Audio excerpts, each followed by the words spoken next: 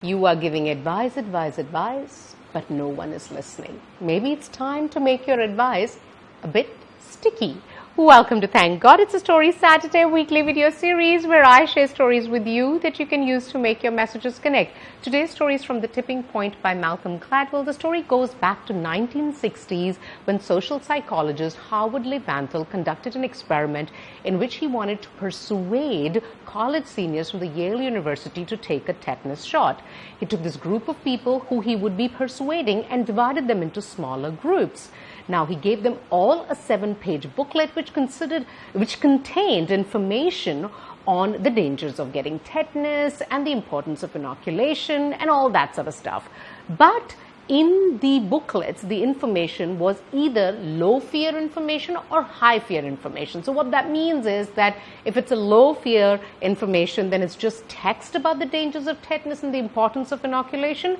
And if it's high fear, there'll be images of, people who are getting tetanus seizures, people with, urinary catheter, to really evoke that fear in them. 1 month later, when he conducted a survey, very predictably, people who had the high fear booklet remembered the information about the tetanus much more.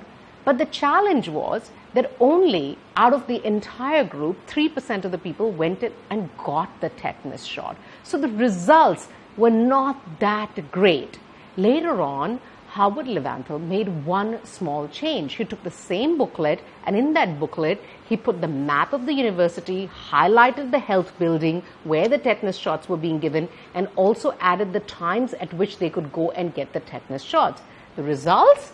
28% of the people went and took tetanus shot. Now, these 28% of the people were not, as you would assume, are from that high fear group. That was not the case. Some were from low fear, some were from high fear. That did not lead to action. What led to action was the practical aspect of giving people the advice of where to go and get the tetanus shot.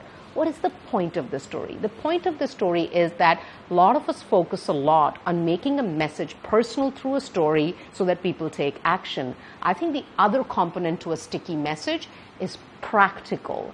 A message that is not just personal but also practical. In his wonderful book Persuasion, Robert Cialdini calls the same thing change assistance. Want people to change? Give them a way to change. I hope this helps. Stay storied. I'll see you here next Saturday with another story.